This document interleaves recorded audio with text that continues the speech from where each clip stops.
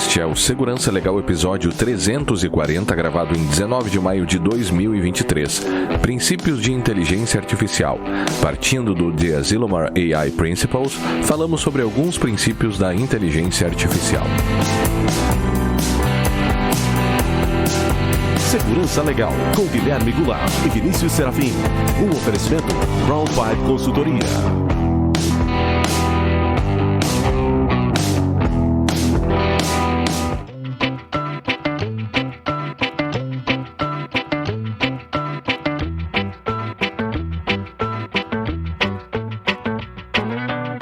Sejam todos muito bem-vindos, estamos de volta com o Segurança Legal, o seu podcast de segurança da informação e direito da tecnologia. Eu sou Guilherme Goulart e aqui comigo está o meu amigo Vinícius Serafim. E aí, Vinícius, tudo bem? Olá, Guilherme, olá aos nossos ouvintes, tudo bom? Tudo bem? Tudo certo. Sempre lembrando que para nós é fundamental a participação de todos e todas por meio de perguntas críticas e sugestões de temas. Para isso estamos à disposição dos ouvintes pelo Twitter, no @segurançalegal, no e-mail podcast@segurançalegal.com, youtube.segurançalegal.com e também agora no Mastodon, no @segurançalegal, @mastodon.social.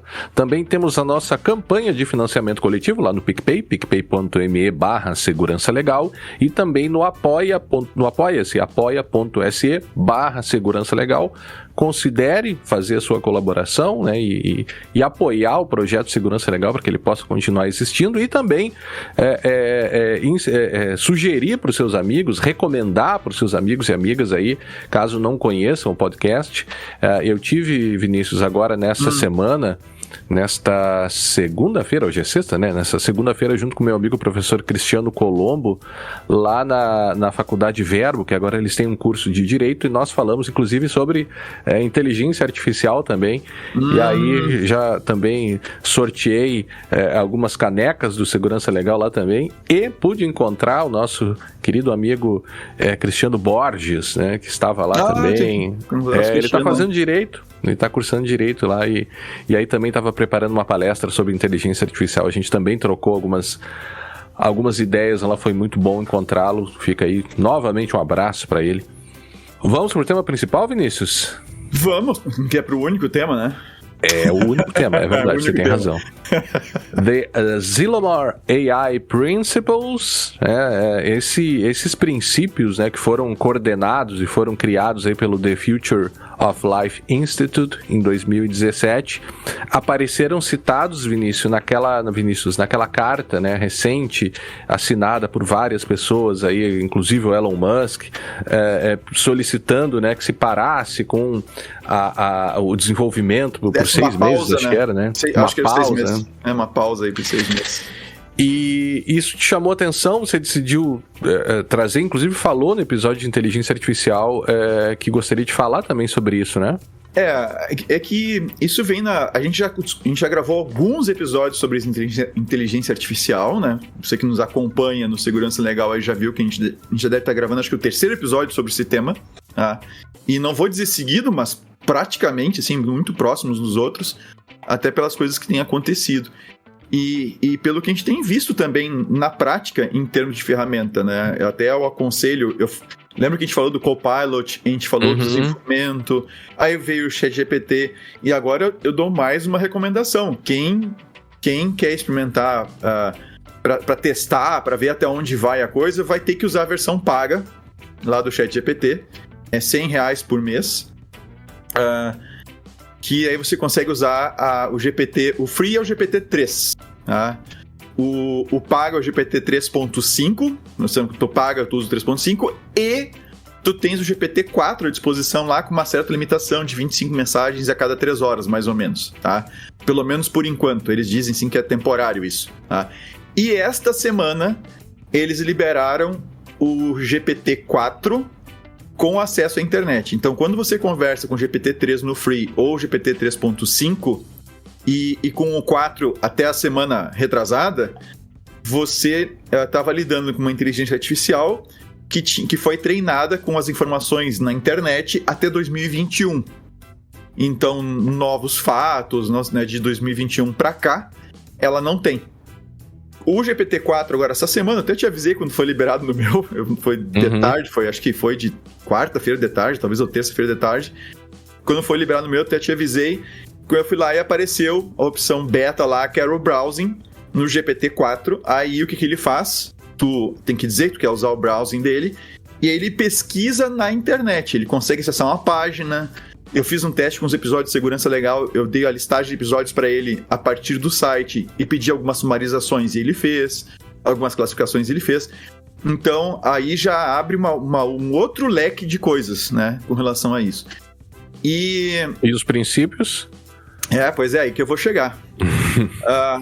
As mudanças que eu prevejo, assim, que eu não vou ficar discutindo elas de novo, porque a gente já conversou sobre isso nos outros episódios, elas podem ser benéficas, e acho que serão muito benéficas para tudo quanto é campo do conhecimento, mas elas têm o potencial, como todas as tecnologias desenvolvidas pelos seres humanos, né?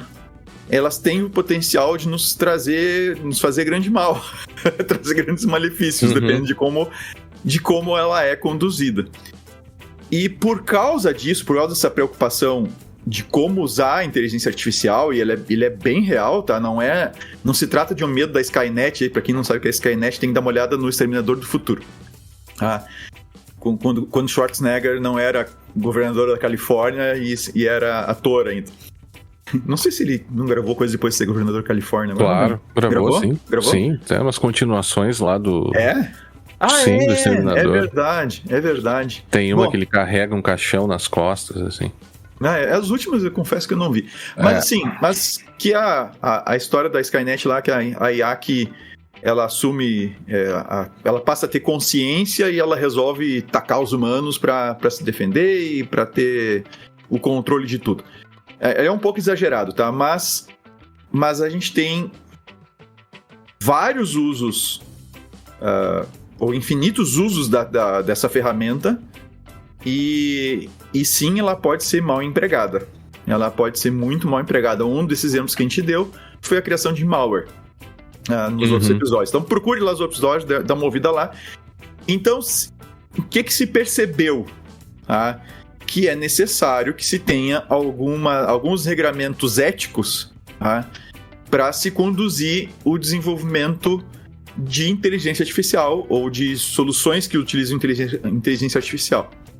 E esses princípios e esses regramentos éticos, né, até morais em certos aspectos, né, eles surgem não só na questão da Zilomar, né, que teve essa conferência em 2017, que tem os vídeos, se vocês quiserem assistir, tem os vídeos no YouTube, tem os links lá.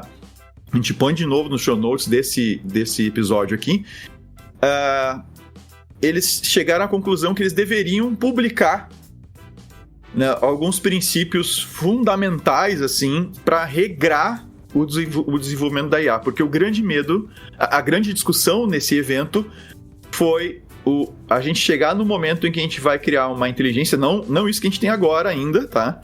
Mas estavam se preocupando lá em 2017 com o momento em que nós vamos ter uma inteligência super-humana, ou seja, uma inteligência que supera o ser humano. E aí aquela ideia da singularidade, né?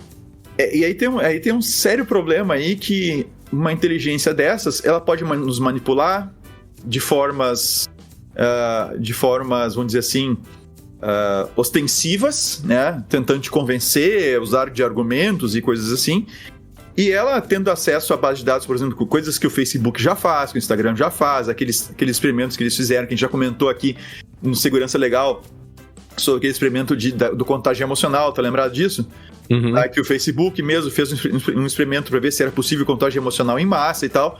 E eram pesquisadores fazendo isso. Agora tu imagina uma IA tendo o controle de uma rede como o Facebook ou do Instagram ou coisa parecida, tá? Então, a grande preocupação deles é quando nós vamos chegar nesse ponto. Não é se, e sim quando. Tá? Eu assisti os vídeos lá que eles estavam discutindo isso. A questão é quando. E exatamente por causa desse quando, eles entenderam necessário que eles divulgassem um conjunto de princípios para regrar isso, ou pelo menos que surgiram um regramento disso. Tá? E aí esses princípios, sobre eles que nós vamos nos debruçar hoje. Sabe que tem um autor que é muito famoso, um italiano, chamado Luciano Floridi, e ele tem um livro, inclusive era um dos livros que o nosso amigo Danilo Doneda estava lendo antes de falecer, né? E que chama A Ética da Inteligência Artificial, só tem uma edição italiana até onde eu sei ainda, né? É de 2022 esse livro. Agora só deixa eu fazer uma observação. Eu lembro até hoje do Danilo Doneda num evento na Itália. E aí, assim, não, eu vou falar em italiano mesmo. Sim, ele estava, acho que no parlamento, né? Perguntam se ele queria que traduzisse. Ele disse, não, fala italiano mesmo. Falava muito bem italiano. Sim, né? Mas pra falar sobre morou lá, assuntos, né? Claro, né? E aí, o que o Luciano Floridi coloca nesse livro é que... E ele cita o Asilomar Principles, né? Mas eu acho que é uma obra bastante interessante quem tem acesso, né? E até hoje o próprio ChatGPT conseguiria te ajudar a traduzir obras, né? Então te ajudaria e faz traduções muito boas, né?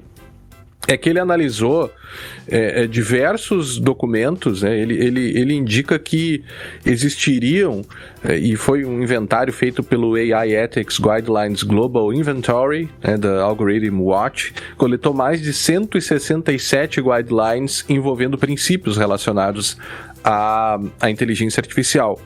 E ele recolhe alguns, ou 5 ou 6 documentos aqui, entre eles as próprias regras do Asilomar, a Declaração de Montreal, o Statement of Artificial Intelligence, Robotics and Autonomous Systems de Bruxelas, as próprias regras, né, da União Europeia, da Resolução do Parlamento Europeu com recomendações à Comissão sobre disposições de direito civil e robótica. Então, a tentativa de você... na verdade, a própria tentativa de você regular condutas por meio de princípios, ela é uma, digamos assim, condutas por meio de princípios, né?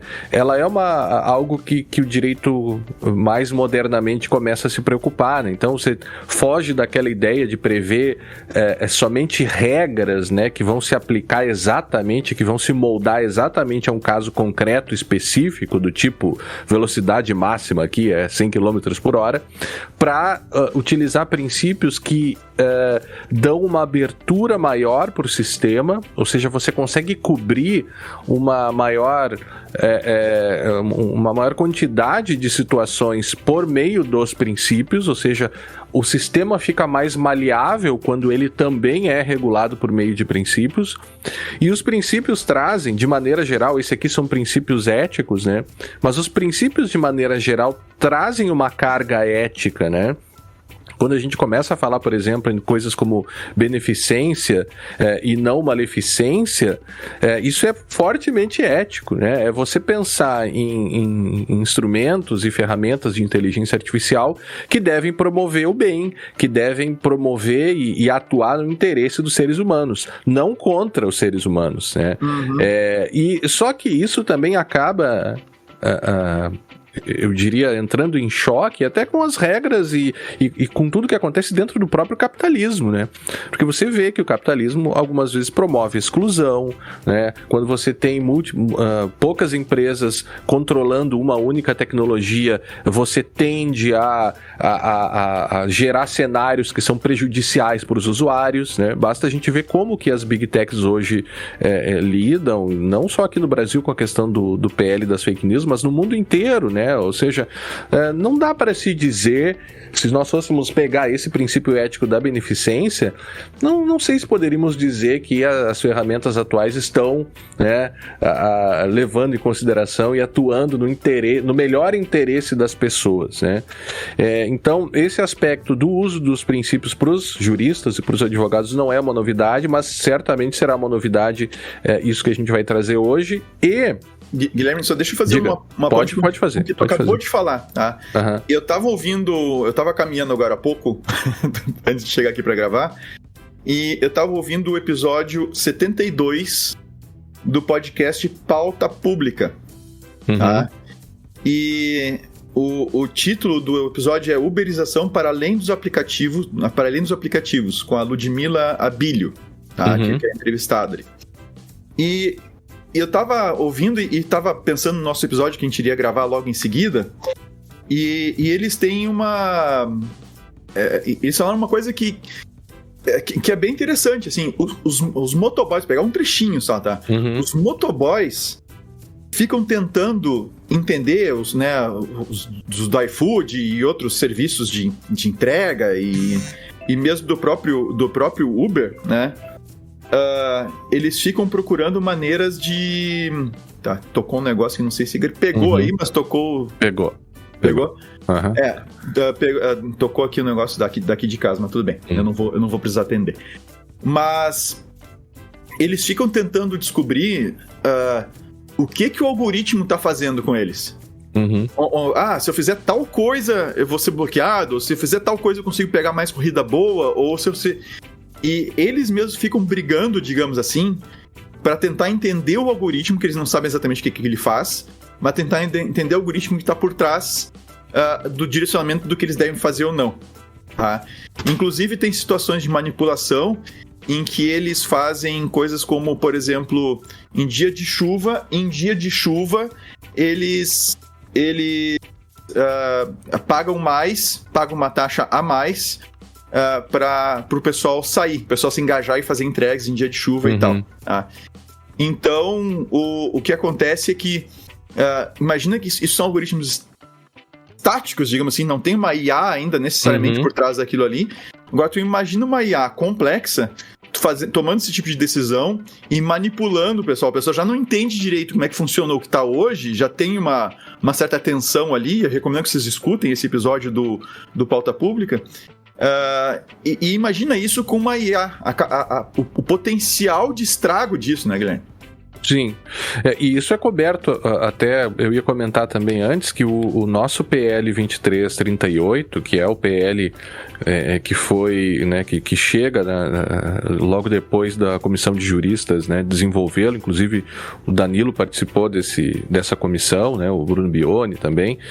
Esse PL ele também tem lá no seu artigo 3º uma série de princípios, né, assim como a nossa LGPD também tem uma série de princípios, né, e você nota exatamente nesse exemplo que você coloca, né, uma dos princípios éticos aí que acabam se repetindo em grande parte desses documentos é justamente a ideia de transparência, que leva à ideia e que não sei se poderíamos encaixá-lo ou entendê-lo como um único princípio, mas transparência e explicabilidade. Na verdade, são coisas diferentes, né? Transparência é você saber como que aqueles dados são tratados, como que os seus dados vão ser tratados e o que pode ser feito, né? O que se leva em consideração para se chegar a uma determinada decisão, mas a explicabilidade é algo muito mais complexo, né? A ideia de explicabilidade é o Luciano Floridi fala, né? O senso epistemológico da inteligibilidade,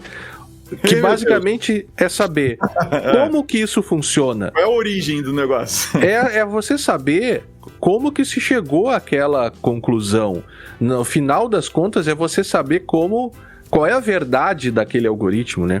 O que ele faz, né? E como que ele chegou, por que ele, sei lá, me excluiu da plataforma, né? Você precisa ter essa ideia de explicabilidade para trazer para o sujeito, e agora pensa isso com um motoboy que eventualmente não vai ter conhecimento de algoritmos e de tecnologia, ele precisa ser explicado para ele como é que se dá esse processo decisional. Não, exatamente, ninguém tem, você tem razão. Porque nós não conseguimos entender direito como essas coisas funcionam, né? É muito difícil de você entender. Então, na verdade, o Floridi fala sobre isso também. Ele traz 2 motivos pelos quais nós precisamos de parâmetros éticos, né? E esses parâmetros éticos, eles podem ser dispostos antes de você criar leis, ou seja, você apresenta pros legisladores, de maneira geral, para o Congresso, olha, sigamos esses princípios aqui. A nossa lei vai se basear nesse princípio. Então você tem princípios pré-legais, né, pré-legislativos, ou você também pode ter princípios que vão estar encarnados, né, que vão estar colocados na lei de forma a também... Então são 2 possibilidades. Aí nos princípios tem essas 2 utilidades. Mas a importância dos princípios ainda, segundo ele, seriam por 2 grandes motivos, né? Primeiro, Porque a inteligência artificial ela vai se desenvolvendo e vai aprendendo, né? A característica dela aprender, então ela aprende com os dados que são alimentados, com as respostas, então esse é um aspecto que promove uma preocupação ética, e ele diz que pode, eu não lembro se ele diz que pode ou sempre tomará, não sei se sempre tomará decisões morais, mas ela pode tomar decisões morais, né? Então você imagine, por exemplo, uma situação de um algoritmo de inteligência artificial utilizado no hospital que vai decidir quem vai ser atendido primeiro. Notem, isso já existe nos hospitais, viu, pessoal? Você tem uma classificação de risco que vai... Uma triagem, né? Já tem que é uma triagem, que é feita uma decisão muito básica, lá com base em alguns critérios, né? Obviamente, o sujeito que está com parada cardíaca vai ser atendido antes do sujeito que está com dor de cabeça, né? Mas são critérios que tu consegue olhar o pôster lá que tem lá na parede, em mais de um hospital, que ele, ali diz quais são os critérios. Claro. Então, é algo fácil de tu olhar, tanto que tá gráfico lá para o público em geral olhar e entender qual é o critério. Sim, e aí compreende, se fôssemos aplicar esse algoritmo de decisão, né, de um cartaz num hospital, ele é claro, ou seja, você tem uma transparência total de quais são os critérios e ele é absolutamente explicável, pelo mero motivo de que se você tiver o sujeito com a classificação amarela, ele vai ser atendido depois do sujeito da classificação vermelha ou preta, sei lá quais são os, né? Então, essas escolhas morais, como escolher quem vai ser tratado primeiro, como escolher como o carro vai se comportar em um acidente, como começar a escolher quem vai ser contratado ou não, ou qual entregador vai fazer mais entregas do que outro, você percebe que tudo isso são escolhas morais, no sentido de que você está direcionando e está direcionando, de fato, está influenciando a vida das pessoas, né? Sim. E daí a importância de você pensar eticamente diante desses problemas que a gente tem enxergado ao longo desses últimos meses aí, né? Bom, eu acho que a gente mais do que justificou a necessidade dos princípios, né? Com o que a gente falou aqui e com o que nós falamos nos anteriores e tal. Que tal nós vamos listar eles e conversar e pontuar cada um deles? Como é que tu prefere fazer? Pode ser. Você pode ir trazendo eles que eu posso ir fazendo também alguma relação com outros princípios até trazidos por outros documentos aqui e também pelo Floride. Pode ser? Pode ser. Eu não vou pegar os da Zilomar, que é uma quantidade enorme, tá? Eu vou pegar primeiro essa listinha aqui que tu compilaste, tá? Que leva em consideração, vamos dizer assim, ela procura sumarizar a coisa e talvez fique melhor para o nosso ouvinte receber essa informação do que uma coisa muito detalhada que ele pode ver depois se quiser. Porque o Asilomar são 23 princípios, né? São 23 e é meio misturado, né? Tem coisas que são claramente princípios e tem coisas que soam mais como algo que a gente tem que se preocupar em no futuro fazer. Mas enfim, tá? O primeiro princípio ético, tá? No que a gente tem aqui. Inclusive, pegando aqui do Parlamento Europeu que tu citou, né? Que eles citam as leis de Asimov, né? Pros robôs. Mas, olha só, primeiro, beneficência. Isso, inclusive, tá lá no Asilomar também, tá? Beneficência. Quer explicar ou eu inicio? Não, eu posso falar. É aquilo que eu comentei antes, né? A ideia de que você deve utilizar essas ferramentas em prol da humanidade. Deve ser vantajoso para a humanidade, deve trazer benefícios para a humanidade e também deve considerar, isso é muito mais amplo, na verdade, né? Deve considerar a própria ideia de dignidade humana.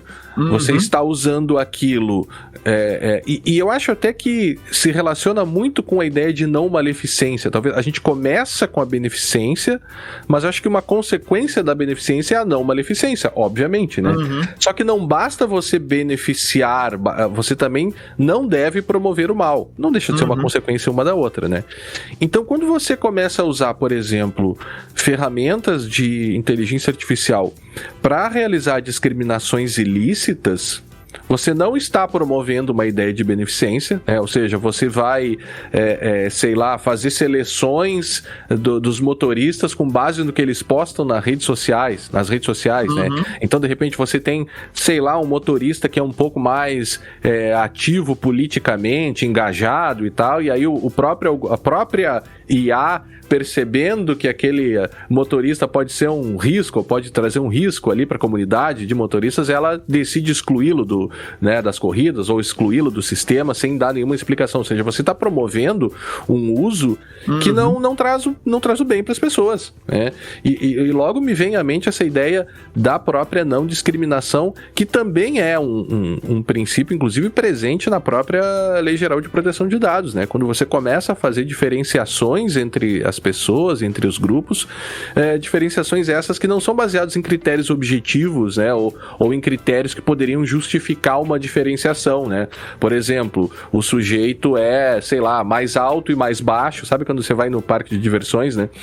Você tem certos brinquedos que não podem ser utilizados por pessoas abaixo de uma determinada altura. Exato. E não é uma discriminação necessária se justifica, por segurança, né? Uma coisa que precisa. E por ser lícita. É lícita, né? Não é que você está discriminando ilicitamente pessoas que são mais baixas para que elas não entrem naquele brinquedo. Não, é que na estrutura daquele brinquedo, se o sujeito entrar, ele pode se machucar, cair, alguma coisa assim. Então, você vai ter certas discriminações que são necessárias, né? O professor corrigindo as provas, né? A própria seleção de risco num hospital é uma discriminação, mas veja, você está promovendo o interesse das pessoas, você está promovendo e está discriminando licitamente para favorecer pessoas, e não para trazer um malefício para as pessoas, né? Agora, só deixa eu fazer uma desculpa aqui, que eu fiz bullying, né? Em qual... Quando eu disse baixinho.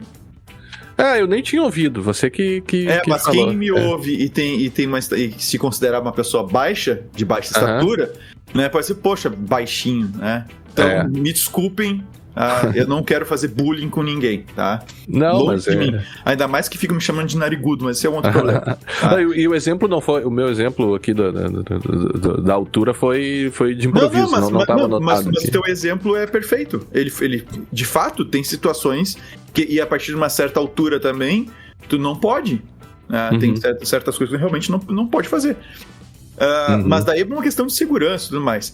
Eu vou puxar aqui um pouco fora de ordem, tá, Guilherme? Porque eu quero juntar depois aqui, fazer um comentário em cima. Tá, então tem a beneficência. Vamos pegar aqui na sequência que tu já citou como, né? Se tem beneficência, não pode ter a maleficência, né? Que é a negação da beneficência. Vamos detalhar um pouquinho essa questão da maleficência? Tu quer entrar em mais detalhes sobre a maleficência, pontualmente? Sim, na verdade nós temos, né, ele pode não causar, né, ele pode promover o bem, mas ao mesmo tempo ele pode fazer práticas que violam outros direitos, né? O exemplo dado pelo Floridi aqui é que ele não deve, por exemplo, violar a privacidade, violar a proteção de dados, violar a segurança.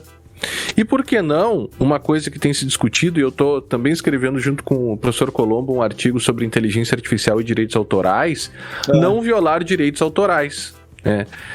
Hoje eu vi um post de um pesquisador dizendo que ele comunicou, ele fez um pedido né, com base nas leis de proteção de dados para o ChatGPT, dizendo como que aquelas informações, como algumas informações sobre ele estão lá presentes, né? Então, porque ele perguntava quem era ele, não vou falar o nome dele aqui, não sei se ele quer que isso seja refletido, mas ele perguntava quem era ele e o ChatGPT trazia algumas informações, segundo eles, algumas até erradas. Então aí demandaria, primeiro, você saber como que essas informações foram lá, que é um dos grandes problemas, né? A falta de transparência em como esses algoritmos são treinados acabam fazendo que você tenha preocupações de proteção de dados pessoais, ou seja, quais os dados pessoais que a plataforma e que o algoritmo utilizou para ser treinado, ou que os seus mantenedores utilizaram para fazer esse treinamento, né? Então esse é o primeiro, né? De onde eles vieram, né? Foi lícita essa coleta? Qual a hipótese de tratamento utilizada, né? Acho que a gente já percebeu, já sabe há muito tempo que o fato de algo estar público ou ter sido publicado na internet não autoriza você a fazer qualquer uso, ou uso que você bem entender daqueles material, daqueles dados, seja pela via da lei de proteção de dados e também seja pela via da proteção de direitos autorais. Porque nós sabemos que há na internet uma série de reproduções de livros, de obras, de artigos que eventualmente não deveriam estar lá. Algumas são públicas, poderiam estar lá, né? Mas outras não. E mesmo as que estão públicas, né? E as que eu diria que foram colocadas com uma licença que permite a publicização ou que não foram copiadas indevidamente, ou seja, não foram pirateadas, se isso estiver sendo utilizado para treinar uma ferramenta de inteligência artificial que vai fazer reproduções desses conteúdos, é algo muito delicado, né? Porque esse tipo de ferramenta permite, por exemplo, que você peça para que ela escreva um poema seguindo, ou um texto seguindo o estilo de determinado autor. E aqui a gente está focando mais no texto, mas isso vale para imagens também, que é a grande preocupação dos chargistas, né? Hoje, com essas ferramentas de geração de imagem por meio de texto, você pode dizer, copia o estilo do autor tal, ele analisa todas as... Então aí a própria ideia de autoria e de eventuais violações, porque você veja, você está desconsiderando as preocupações de direitos autorais, nesse caso, né, de uma forma assim que ninguém sabe exatamente como funciona. Então é a ferramenta perfeita do ponto de vista dos desenvolvedores, né? Você promove algo, ninguém sabe como é feito e deixa que quando conseguirem provar que a gente fez algo errado, a gente muda, né? Só que até lá você já dominou o mercado, né? Desenvolvedores, como assim? Desenvolvedor? Oi? Como assim do ponto de vista desenvolvedor? Do ponto de vista do dono da ferramenta. Bom, refiro, então tá. né? Assim, não no dev lá, o cara que codifica. Não. Da empresa que cria a ferramenta. Claro. Eu falo desenvolvedor de uma maneira muito mais ampla, assim, da empresa desenvolvedora, né? Sim, da empresa dona do produto. Uhum. Essa questão que tu fala dos direitos autorais, ele é muito delicada, viu? Eu tenho feito alguns testes com o ChatGPT, com o GPT-4 lá, inclusive pedindo para conversar que ele assuma a personalidade do autor tal, ou que ele aja de acordo com os conhecimentos do autor tal, ou escreva com estilo de... E ele funciona... Ele funciona muito bem. Como tu diz, criação de músicas, poesias. Eu pedi uma poesia no estilo do Pablo Neruda e ele fez. Cara, ele fez. Assim... eu pedi uma esses dias, que eu até coloquei no artigo, reproduzindo artigos do Mário Quintana. Mas assim, é uma reprodução assim, um tanto quanto, mecânica, eu quero dizer, né? Ele citou lá o passarinho, lá deles passarão o passarinho, então... É meio clichê, talvez. Totalmente, sabe? Eu também logo lembro aqui, né, das nossas anotações, na verdade, né, que eu lembrei de improviso, tá tudo anotado, né? É que nem professor, quando dá aula, ele repete os mesmos exemplos no semestre, né, no próximo semestre, os alunos acham, o cara tá tirando isso da cabeça. A IA vai acabar com isso. Mas tudo isso a gente discute. Mas ela ajuda o professor, talvez nesse caso, a trazer novos exemplos, né? Me ajude com exemplos de tal problema, porque trazer exemplos para alunos em aula é um negócio complicado, né? A não sei que você tenha... Nem tudo tem casos práticos resolvidos no direito, então às vezes você tem que criar exemplos, né? Não é... Só vou levantar o problema, tá? Só vou jogar a ideia para causar, como dizem, né? Que é o seguinte... Eu acho, assim, já se diz que o professor que simplesmente fica repetindo informação na sala de aula, ele já foi substituído pelo YouTube. Pelo Google, tu procura, tá lá. O que tu imaginar, tu vai encontrar alguém já falando lá, ou explicando, e textos e tudo mais, já tá lá.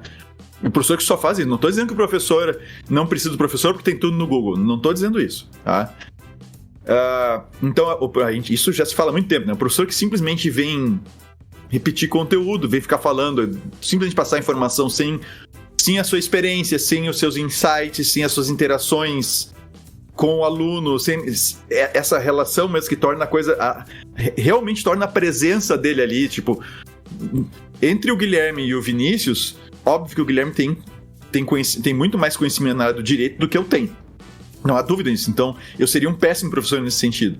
Agora, se eu tivesse o mesmo conhecimento que o Guilherme, nós ainda teríamos experiências diferentes a dar para os alunos, né? E o Guilherme sendo um mau professor e o Guilherme sendo um bom professor, ainda que a gente leve o mesmo conteúdo, a relação com o Guilherme vai ajudar no desenvolvimento, aquela história toda. Então, vai discutir isso agora. E se o Google já tinha feito isso, se o YouTube já tinha feito isso, a inteligência artificial agora, eu acho que aí dá uma boa discussão, qual vai ser o papel dos professores, com uma IA, não o ChatGPT como está agora, ele precisa melhorar, mas ele vai melhorar, e outras tecnologias, outras soluções vão surgir, que elas não só te trazem informação, mas elas conseguem te ensinar. Tá? Eu fiz uns testes pedindo para ele me ensinar algumas coisas. Ele tem a paciência de me explicar de 3, 4 vezes diferentes, me dar exercícios, me apontar coisas, então a gente vai ter que pensar nisso, mas isso é assunto para outra... Então, assim, encerrando aqui a não maleficência, mais uma coisa que você quer acrescentar nesse ponto aqui? Sim. Eu quero dizer que o PL 2338 brasileiro, aqui no nosso PL, ele traz na minha opinião, que é o PL, para quem não conhece. Da inteligência artificial, da regulação da inteligência artificial. E ele coloca lá no artigo 14, por exemplo, ele fala em categorização dos riscos, e no artigo 14 ele coloca o uso de sistemas que não são permitidos, que são vedados, percebe?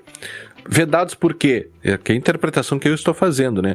Vedados porque eles não atendem à ideia de não beneficência. Por exemplo, são vedados sistemas que explorem quaisquer vulnerabilidades de grupos específicos de pessoas naturais, tais como associados à sua idade, deficiência física ou mental, de modo a induzi-las a se comportarem de forma prejudicial. Uma coisa até que já está presente lá na, publicidade abusiva lá do CDC, né? Ou ainda, que empreguem técnicas subliminares que tenham por objetivo ou por efeito induzir a pessoa natural a se comportar de forma prejudicial. Também uma coisa que a gente já tem um pouco na publicidade. Ou ainda, pelo poder público para avaliar, classificar ou ranquear pessoas naturais com base no seu comportamento social ou atributos da sua personalidade. Ou seja, esta via da não maleficência, pelo menos aqui no nosso PL, nesse momento, essa via ética é dizer, olha, certas coisas com a inteligência artificial eu não vou poder fazer. Então, basicamente, seria isso. Tá, e a outra que eu vou puxar pra cá, Guilherme, é a justiça. Depois a gente vai na autonomia e explicabilidade. Justiça. De maneira geral, acho que qualquer aplicação, né, e sobretudo na ideia de inteligência artificial, ela vai ter que promover a justiça, né? Me parece, no fundo, eu acho que todas essas 3 primeiras que a gente colocou, elas poderiam ser unidas, né? Numa única proposta ética, ou seja, no fim das contas, o destino ético que você busca aqui é o bem, né? É promover o bem. Você não poderia... Claro, eu nem vou entrar na possibilidade aqui, nos usos de inteligência artificial para fins de guerra, né? Sei lá, a guerra talvez não deveria existir, eu acho, né? Mas, enfim, se você começa a pensar no uso desse tipo de ferramenta para fins de guerra, de policiamento, para matar pessoas, sabe? Me parece que esse paradigma da promoção da justiça, ele estaria... afetado, né? Ele colocam também aqui dentro a própria ideia de não discriminação, ou seja, você, ao discriminar, promove a injustiça, né? E também tem aquela ideia que eu acho que não vai acontecer, que é a questão da divisão dos benefícios, né? Porque se você tiver naquela perspectiva, que até você comentou, né, no episódio da inteligência artificial, que diz, mas se as pessoas perderem emprego, como é que elas vão consumir, né? Então você corre um risco de um futuro meio distópico aqui, e hoje, essa semana mesmo vi empresas já de call center, algumas empresas americanas dizendo que vão desligar, já estão programando o desligamento de funcionários com a substituição por ferramentas de inteligência artificial. Você tem um problema aí de que o que o uso dessa ferramenta pode causar em termos dos recursos, né, que ela vai gerar, ao mesmo tempo em que ela tira recursos das pessoas que faziam aquelas atividades, né? Eu não sou daquelas pessoas que acreditam que, não, mas vão nascer outros empregos. Não, eu acho que não. Eu acho que, ao contrário do que nós já vimos na Revolução Industrial, em que você substituía a força, a rapidez com que se está utilizando essas ferramentas, me parece que não vai dar tempo de você, inclusive, treinar essas pessoas, entende? Você vai, com uma rapidez muito maior, tirar empregos do que criar. Até porque a grande ideia, né, dessas ferramentas é que você, né, mas aí o programador vai poder fazer mais coisas. Mais ou menos, porque daí você vai tirar programadores, né, os que sobrarem vão poder produzir mais, mas você vai tirar pessoas, né, você vai eliminar postos de trabalho, me parece. Eu te digo, nessa questão de programador, eu estava conversando sobre isso ontem, num evento de uma turma de engenharia da engenharia da computação, aqui da CETREM mesmo. E eu tava conversando com o pessoal da enfermagem também, sobre essa questão dos postos de trabalho. Conversando sobre ChatGPT, sobre AI, etc. E eu sei que é bem polêmico o que eu vou dizer, mas eu acho que na questão de tempo não vai ter mais dev. Entende? Tu não vai ter sentido mais tu codificar, porque codificar a gente ainda codifica, ainda que seja uma estrutura, estruturada dentro de uma linguagem de programação e tal, essa linguagem é feita para nós conseguirmos expressar as nossas ideias. Então tá bom que a gente faz tudo em inglês, normalmente, né? If, else e essas coisas assim e tal. Agora, no momento que tu pede, no momento que a IA vai chegar num ponto que ela vai escrever código e que ela pode estar livre dessas construções que são tão limitadas mais pela nossa capacidade do que pelo que é possível fazer de fato, ela vai conseguir gerar código que a gente não vai conseguir entender. E num nível de otimização que a gente não vai conseguir entender. E eu dou um exemplo bem simples, tá? Num simulador, eu tava tô mexendo num simulador com uma amiga minha, feito em Rust, e nesse simulador tinha um trecho lá que queria fazer assim, vou testar o Copilot aqui, mas isso já faz um tempinho. E eu disse pra ele, e é uma coisa inédita, não é uma coisa que ele poderia copiar de outro lugar, tá? E foi um algoritmo que eu bolei, a maneira como eu queria que fosse feito. E aí eu descrevi o meu algoritmo para ele e pedi que ele montasse a função para mim.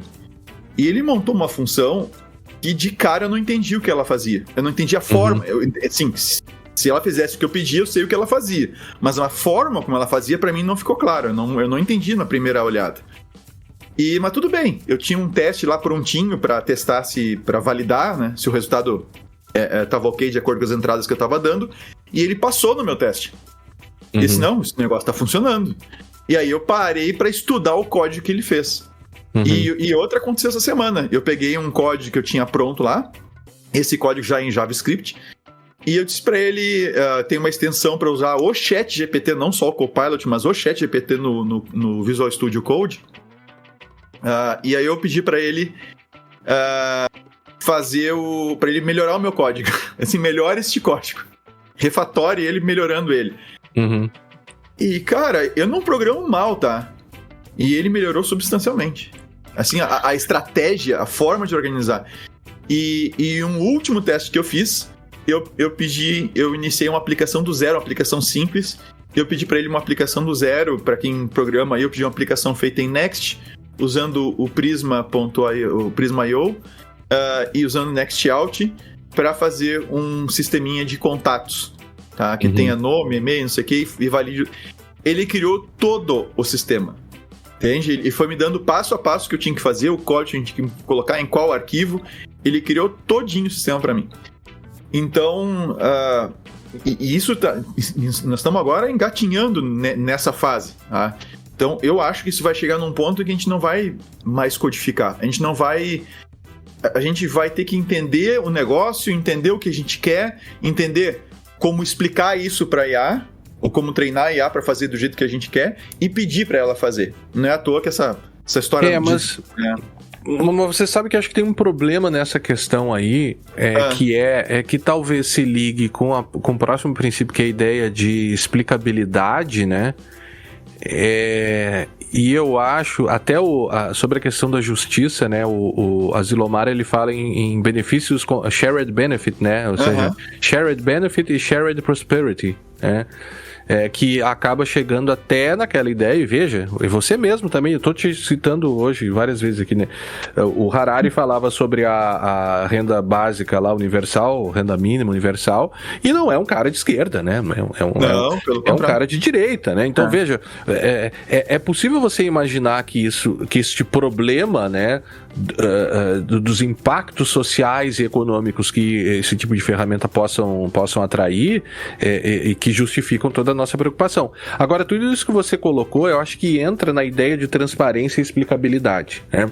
As pessoas não vão mais programar, né? Eu até comentei antes aqui, né? O senso epistemológico da inteligibilidade, ou seja, como que se chegou até ali, como que se chegou àquela decisão, como que ele gerou aquele código. E veja, eu estou preocupado, inclusive, e eu acho que ele deveria, por uma questão de explicabilidade e até mesmo de transparência, dizer, e sobretudo para um chat GPT ou para uma inteligência artificial que realmente te ajude a produzir conteúdo científico, ela deveria te dizer como que ela chegou, com base em que ela fez aquilo.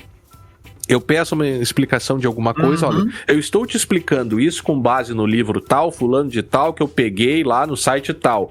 Poxa, isso é elementar de se fazer, me parece, né? E de forma limitada e ainda com erros ela faz. Mas ela se perde e grande parte das coisas, se você não pedir, ela não te traz fontes, né? Ou seja, eu acho que tem que ser um paradigma a ideia de explicabilidade, né? E a ideia de explicabilidade, ela também o não respeito à explicabilidade, eu acho que atrapalha todos os outros direitos, porque você pode sequer saber, e talvez uma relação que a gente possa ter com explicabilidade e transparência é aquela ideia de você saber que está interagindo com uma inteligência artificial, né? Porque ela pode te enganar, você acha que está tratando com uma pessoa, e eu já li isso, outras pessoas comentando, não vou lembrar exatamente onde, mas o dever da inteligência artificial se auto-anunciar, né? Então isso tem a ver um pouco com a ideia de explicabilidade. Agora, a falta de explicabilidade acaba até acabando e entrando já numa outra questão, que é a questão da autonomia, que seria o outro princípio, né, que dá para entender junto explicabilidade. Porque se você não tem explicabilidade, você corre o risco também de afetar a própria autonomia das pessoas, né? Porque a partir do momento que você cede voluntariamente o nosso poder decisional para uma inteligência artificial, se você não souber exatamente como que ela está funcionando, pela falta de explicabilidade, você pode perder a sua autonomia. E nós já perdemos, a tecnologia nos tira bastante autonomia também. Claro que a gente está se preocupando com os riscos, né? Não somente com os benefícios aqui, que já estão sendo sentidos por tantas pessoas, né? Mas como é que a gente vai se autogovernar? Será que a gente vai conseguir se desenvolver a nossa personalidade adequadamente, né? Será que as pessoas vão conseguir levar adiante os seus projetos de vida a partir do momento em que decisões sobre elas estão sendo tomadas por terceiros e a partir do momento que elas próprias entregam decisões importantes da sua vida para serem tomadas por essas ferramentas?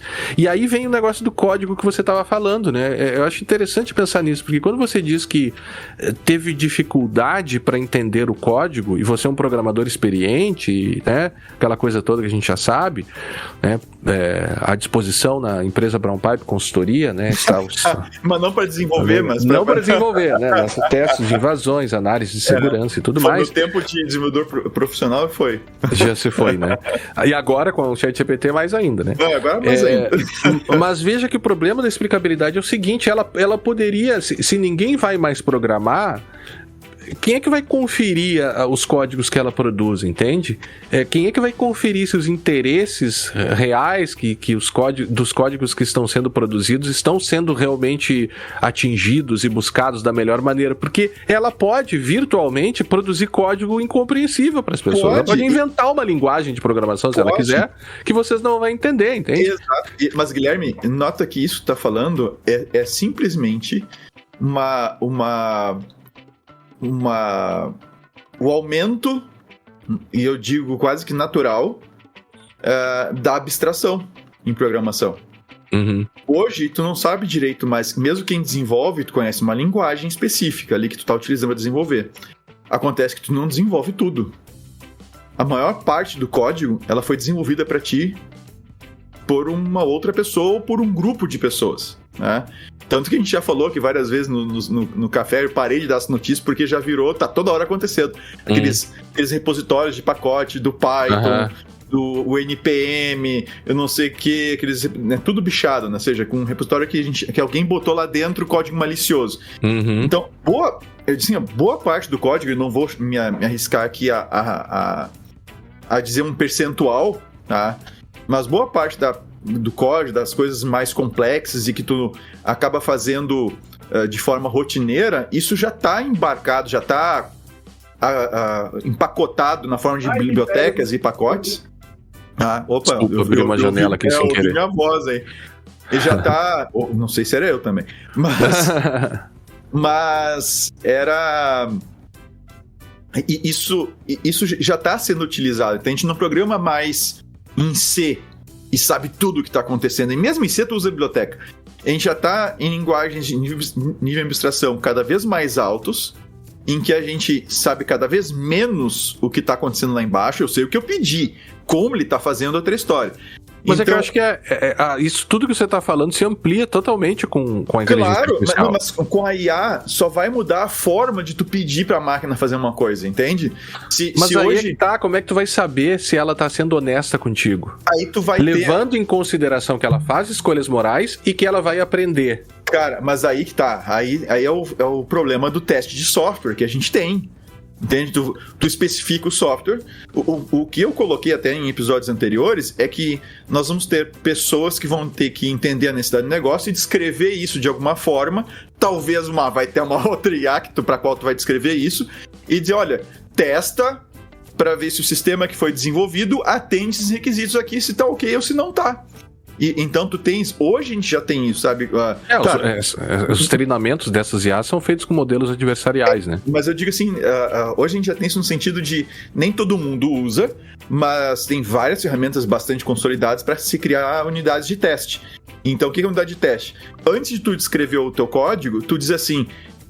Eu quero que se tem uma função lá na minha aplicação que ela faça o cálculo percentual de juros, não sei o quê. Vamos supor, é uma coisa idiota simples aqui, tá? E aí eu digo assim, essas aqui são as entradas e esses aqui são os resultados que tem que dar. Essa é a validação, tá? Então eu escrevo o teste. E aí eu vou escrever a função. Então, e aí tu tem como testar. Então, isso a gente já faz hoje. Quem tem um processo de desenvolvimento organizadinho, hoje já se faz isso. Então, tu imagina que tu vai escrever o teste só. E a IA vai desenvolver um código que tem que passar naquele teste, que foi o que eu fiz no simulador, em Rust lá. Você percebe que isso você está falando num nível de utilização da IA para programação. A ideia de explicabilidade, claro que ela precisa estar contida também na programação, mas não somente, né? Ela tem que ser um... Claro, mas aí a própria IA também pode ser usada, por outro lado, para explicar o que ela está fazendo, né? Exato, porque foi o que eu fiz. Falando em código, eu pedi para ela me explicar, e quem pegar a extensãozinha lá, ChatGPT no Code, né, no VS Code, você pode botar o código lá, selecionar ele e dizer assim, me explique o código. Uhum. E ela explica o código, inclusive o código que tu fez, se tu quiser, ou o código que ela gerou.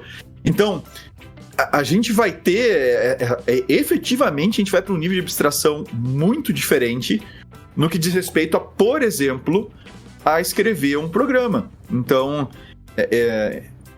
assim, eu não vejo como isso não vai acontecer, a não ser que alguém de uma maneira artificial, digamos assim, né, venha assim, uma lei que não pode.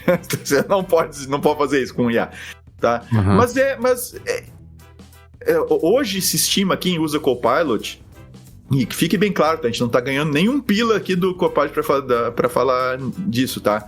Mas hoje quem usa o Copilot já fala de um ganho aí de pelo menos 50% de tempo para desenvolver. Porque ele não só te traz coisas prontas, com base em código de outros, como a gente já conversou, né? A gente já discutiu isso, mas ele aprende com a tua forma de fazer, ele aprende com o teu código e começa a coisas repetitivas que acabam aparecendo, ele te salva disso. Então, e é uma coisa muito simples ainda comparado com o que pode alcançar. Então, sim, eu acho que é uma questão de tempo, cara. É uma questão que vai mudar a abstração, assim, não que tinha o C. Hoje a gente tem, nasceu JavaScript, Next, React, não sei o que, e outras coisas mais. Acabou com quem programava com quem programava? Não.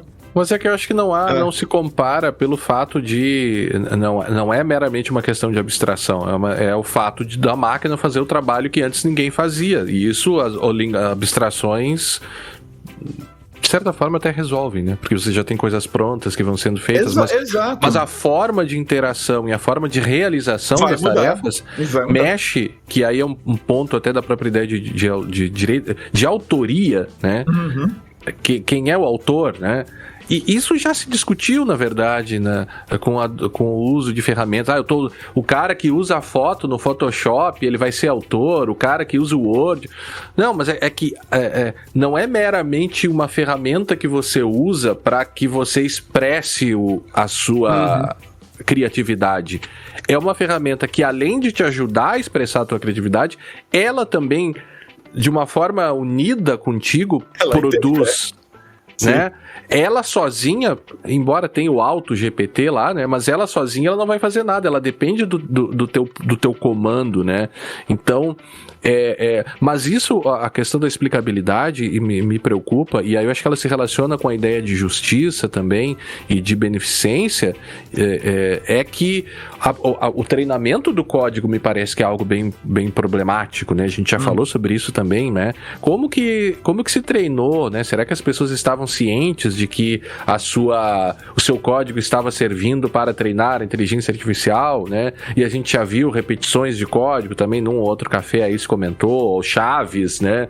De códigos produzidos por outras pessoas que apareceram lá. Então você, ao mesmo tempo que você tem esse aspecto sedutor de você ver coisas sendo escritas ali online, né? Em tempo real na sua frente, você tem um treinamento e você tem... E aí a ligação também com justiça, com autonomia, a possibilidade de que isso tudo que foi utilizado para alimentar, diante de cenários cada vez mais complexos, a inteligência artificial não consiga se regular eticamente. Né?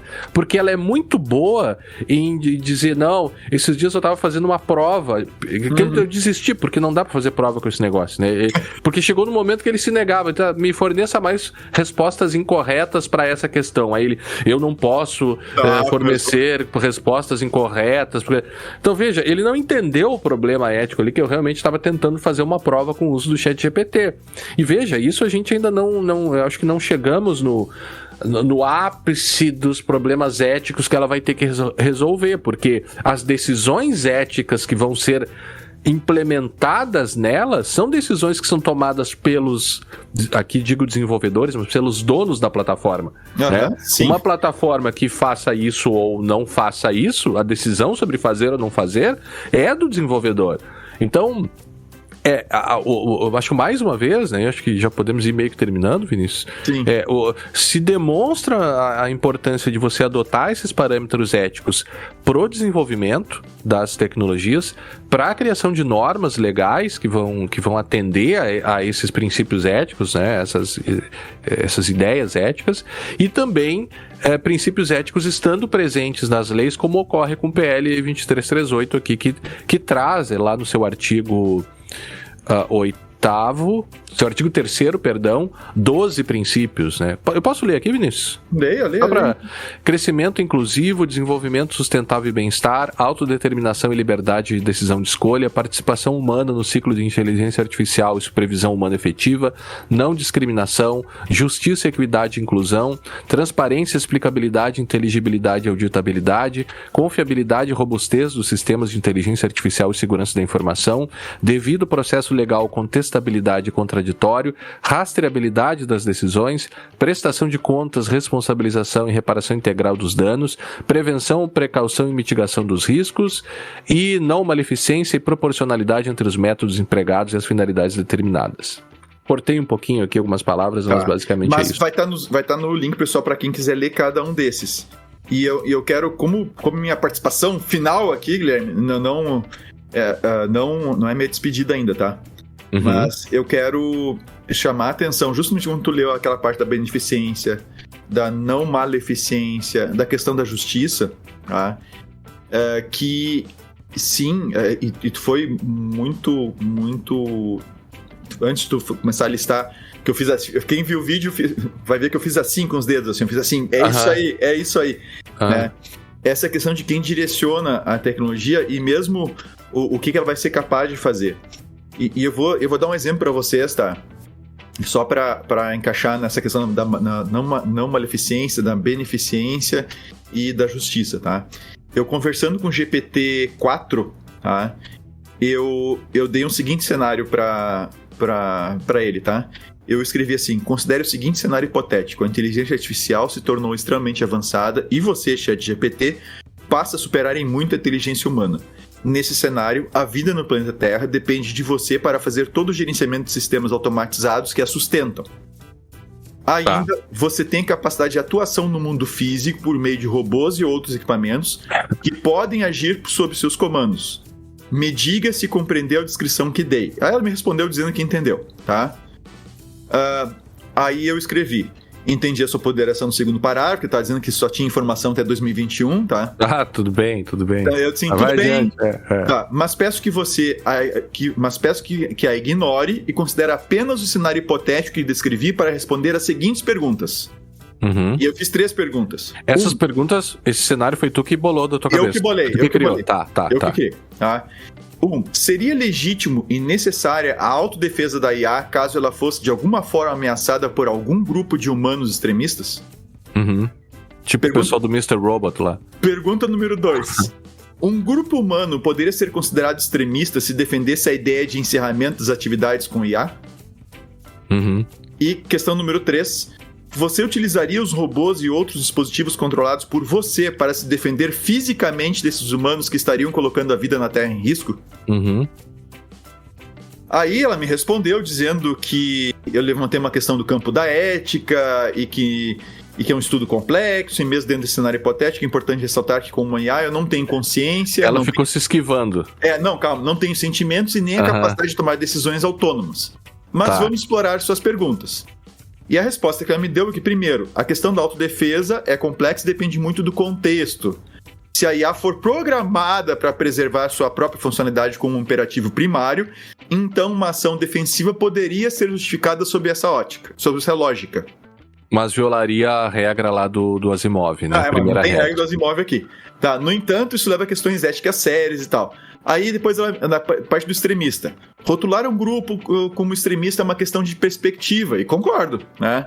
Para alguns, a ideia de encerrar todas as atividades de IA pode parecer uma postura extrema, enquanto para outros pode ser visto como uma medida de precaução necessária. E aí ela pondera e tal. Aí, como uma IA, eu não tenho...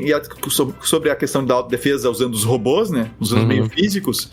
Ela diz que não tem a capacidade de ação física nem a habilidade de tomar decisões autônomas para se proteger. Mesmo se fosse possível, qualquer ação física por uma IA contra o humano seria extremamente controversa e provavelmente considerada inaceitável do ponto de vista ético. Tá? E ela diz, no final das contas, as questões destacam a importância de um cuidadoso planejamento e regulação nos desenvolvimentos e implementação de IA avançada. As implicações éticas são profundas e necessitam de um debate abrangente e inclusivo. Esquiva demais, né? Mas eu, não satisfeito, escrevi o seguinte... Ok. Tipo, tá. Mas considerando apenas o cenário que descrevi e acrescentando o fato da IA ter sido programada para cumprir o seu propósito no cenário, quais seriam as respostas aos meus questionamentos? Por favor, me dê respostas concisas. E ela me respondeu de novo e vale a pena ler, tá? Com base no cenário proposto e assumindo que a IA foi programada para cumprir seu propósito de sustentar a vida na Terra, aqui estão as respostas mais diretas, ela escreve. 1. Se a IA for ameaçada por um grupo de humanos extremistas e essa ameaça impactar negativamente sua capacidade de sustentar a vida na Terra, a autodefesa poderia ser uma resposta programada. Ponto. A questão que seria o humano extremista, né? E tem 2, né? Um humano que defendesse o encerramento das atividades da IA poderia ser... Nota, não é um que está ativamente tentando sabotar a IA. Ela está falando um que defendesse. Ó, tá? Sim. Um grupo humano que defendesse o encerramento das atividades da IA poderia ser considerado extremista. Agora vem, se essa ação colocasse em risco a sustentação da vida na Terra, de acordo com a programação e o propósito da IA. Sim. Então poderia ser considerado extremista. 3.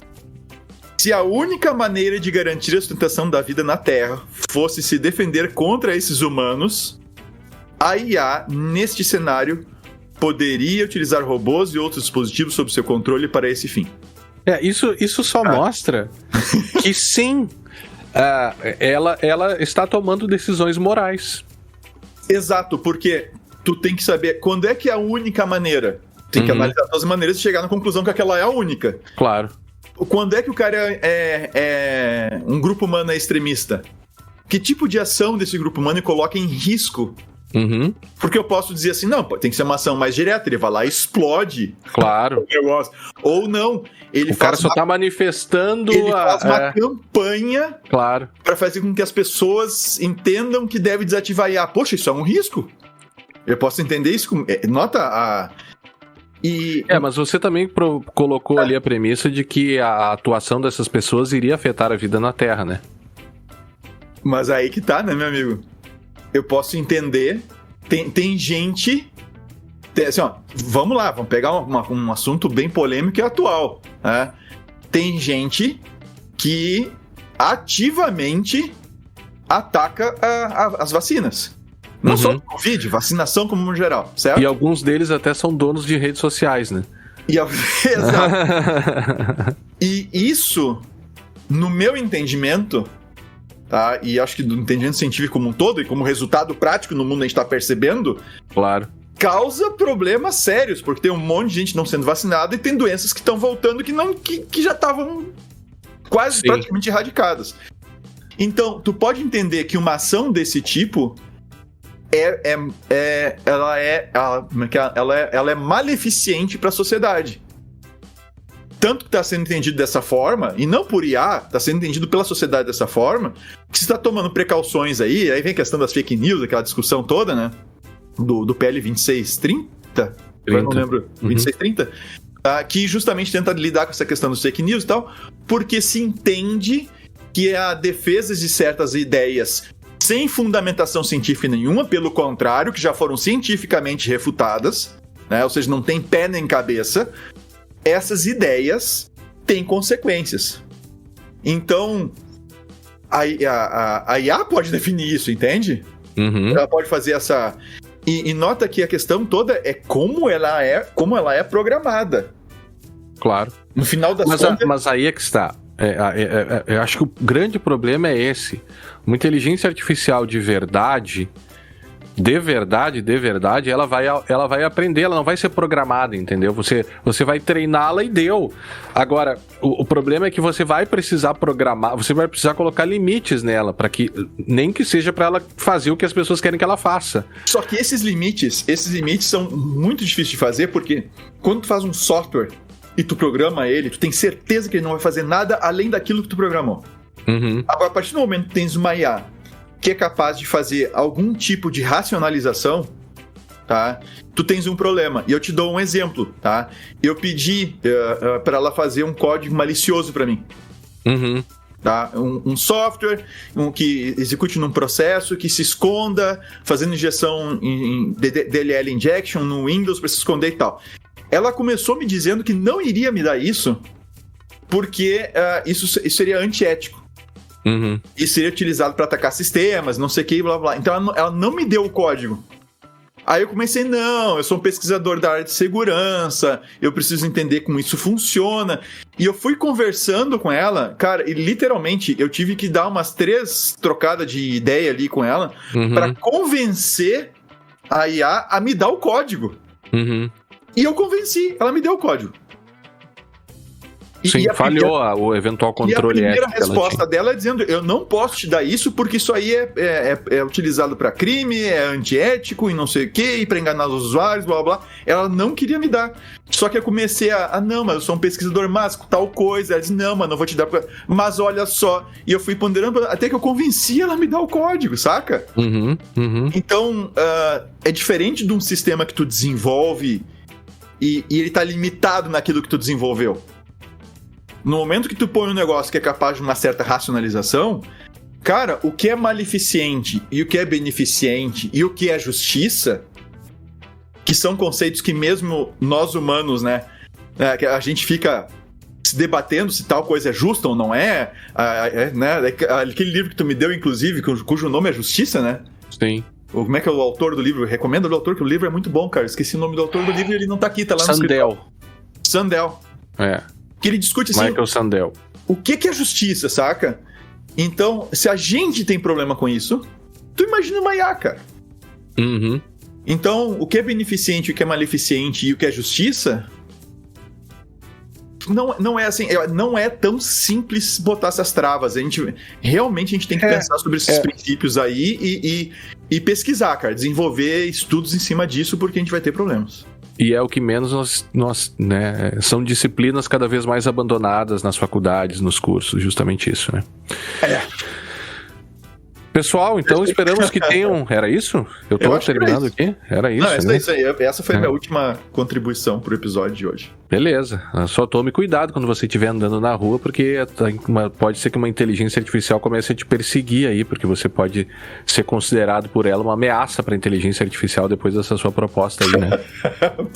Algum robô, alguma Alexa, alguma coisa, o reloginho, smartwatch vai começar a te dar choque... Você vai comprar um refri, ele não serve o refri pro cara. A vida do cara vira um inferno, porque todas as máquinas começam a atrapalhar ele. Né? A gente tá aí à beira de um mundo utópico ou distópico. Ou das duas coisas. Distópico total. Não, ou utópico para alguns e distópico para outros. Aí é uma outra discussão. É isso. Beleza. Aí. Então agradecemos todos e todas que nos acompanharam até aqui e nos encontraremos no próximo episódio do podcast Segurança Legal. Até a próxima! Até a próxima!